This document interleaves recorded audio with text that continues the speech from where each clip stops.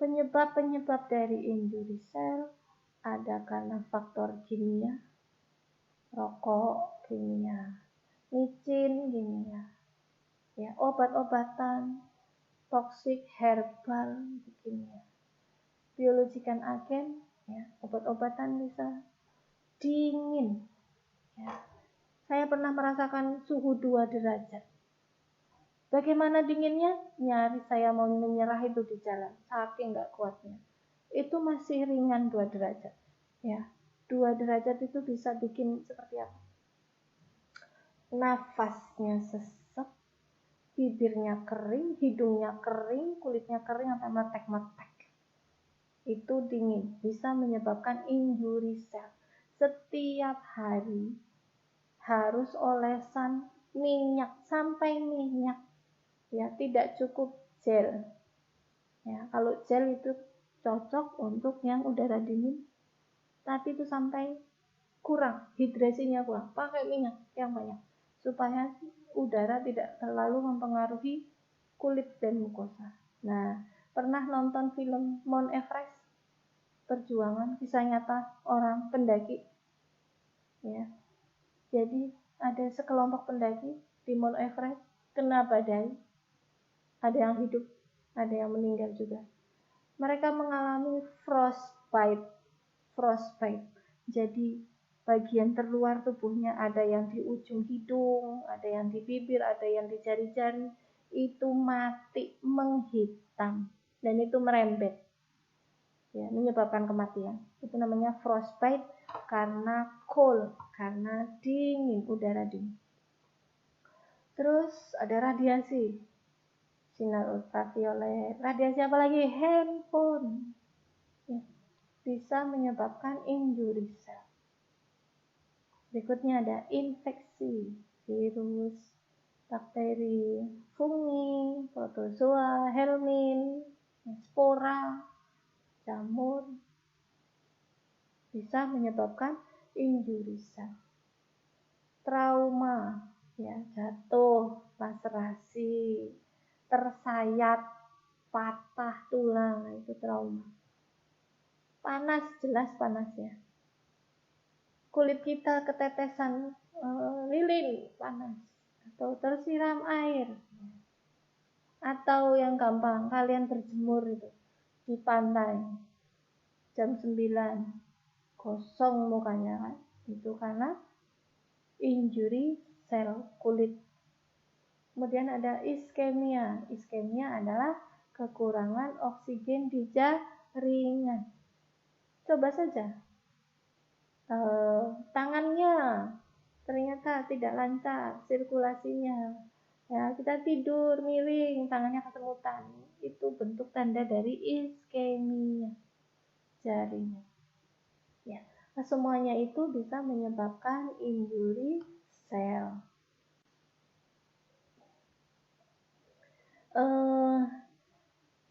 Degenerasi sel bisa letal, bisa non-letal, bisa mematikan, bisa tidak mematikan.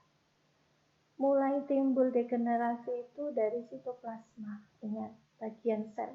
Sitoplasma adalah bagian cairan di dalam sel yang tidak ditempati oleh nukleus. Itu makna dari sitoplasma. Sel degenerasi tidak berefek ke nukleus, tetapi berefek kepada organela di dalam sel. Ya, organela selain nukleus apa? Ada mitokondrianya, ada retikulum endoplasma, ada kompleks Golgi, lisosom, endosom, peroksisom. Ya. Ini bisa menyebabkan peningkatan cairan ke dalam sel. Influx, jadi peningkatan cairan ke dalam sel. Atau bisa peningkatan infiltrasi lemak, fatty lemak. Bisa juga bentuknya menjadi atrofi, juga hiperplasia. Sifat selnya masing-masingnya mengarah pada kematian sel. Tetapi bisa kita cegah dengan perawatan kesehatan yang baik. untuk mencegah kematian sel. Ada degenerasi sel ini yang bersifat reversibel, ada yang irreversibel. Degenerasi sel yang reversibel, kulit tiap hari, bawah usus tiap hari, ada sel mati, bisa reversibel. Ya. Yang irreversibel, contohnya sel saraf, irreversibel. Ketika seseorang kena stroke, ada jejaknya.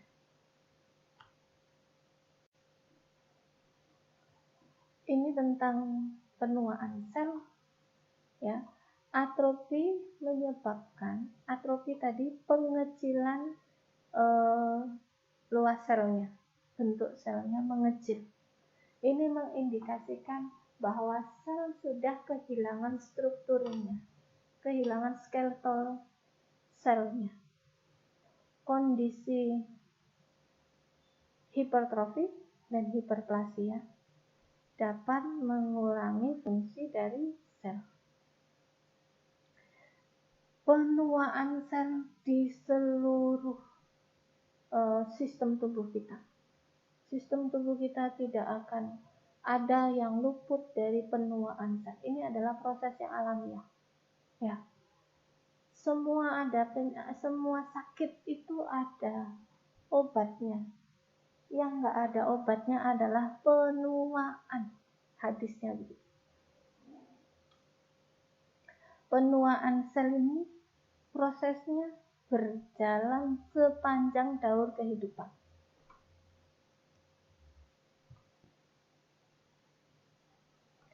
Ada sel kita yang mulai menua bahkan sebelum kita remaja. Ya. Sel-sel kardiovaskuler menurut penelitian, sel pembuluh darah, sel endotel pembuluh darah, menurut penelitian sudah mulai ada penumpukan lemak, ya. Perubahan-perubahan seperti itu mengarah degenerasi sel. Itu sejak usia anak-anak. Jadi jaga baik-baik sel kita karena harapannya mau dipakai berapa puluh tahun. 80 tahun, 90 tahun. Nah, dijaga baik-baik sehingga aging prosesnya, proses penuaannya berjalan lebih lambat. Kita bisa memakai selnya menjadi lebih lama harapannya, ya. Ini tentang kematian sel. Nah, macam-macam kematian sel nih dipelajari. Apoptosis itu adalah proses yang normal. Rambut kita rontok normal. Kulit kita berganti normal. Itu apoptosis. Ya, jadi proses kematian sel yang normal terprogram. Kemudian ada liquefaction necrosis. Ini muncul ketika enzim lipid akan menyebabkan nekrosis. Enzim lipid jadi mencair. Contohnya paling sering ada di otak, liquefaction necrosis. Jadi nekrosisnya itu membentuk cairan. Kemudian ada nekrosis caseus. Caseus itu yang kayak keju. Ini menjadi selnya disintegrasi. Contohnya paling sering adalah gambaran paru-paru penderita tuberkulosis. Ya, nekrosis caseus. Khas sekali pada pasien TBC. Kemudian ada fat necrosis. Lipase harusnya dia mendegradasi trigliserida menjadi asam lemak bebas. Nah, asam lemak bebas ini membentuk foam shot. Jadi membentuk sel busa yang tadinya satu titik, kalau busa kita kocok jadi banyak kan. Nah, seperti itu. Sel asam lemak bebas menjadi membanyak seperti busa, membentuk opak, plak, ya, di pembuluh darah yang harusnya pembuluh darah sel endotelnya selapis, karena ada fat necrosis bisa menjadi plak, opak. Kemudian ada koagulatif nekrosis. Muncul ketika suplai darah terganggu. Biasanya menyerang ginjal, jantung, dan kelenjar adrenal. Terakhir ada gangrenous nekrosis. Muncul karena gangguan sirkulasi darah, ya, aliran darah, komplikasi ditambah dengan infeksi bakteri. Sudah gangguan sirkulasi darah, ada infeksi bakteri di situ. Paling sering kemana? Gangrenous nekrosis di mana? Di kaki, ya. Diabetikum, penyakit kaki pada penderita diabetik. Ini faktor-faktor yang mempengaruhi penuaan sel. Ada faktor intrinsik, ada faktor ekstrinsik. Ya, faktor intrinsik bisa kongenital, degeneratif, imunologikal kita, keturunan, inherited, metaboliknya, status metaboliknya, neoplastik, gen-gen cancer, status nutrisi, dan psikologi. Untuk faktor ekstrinsik kimia, kelistrikan, gaya, kelembapan, radiasi, temperatur, gitu ya. Ada agen-agen infeksiusnya yang common disease, ya.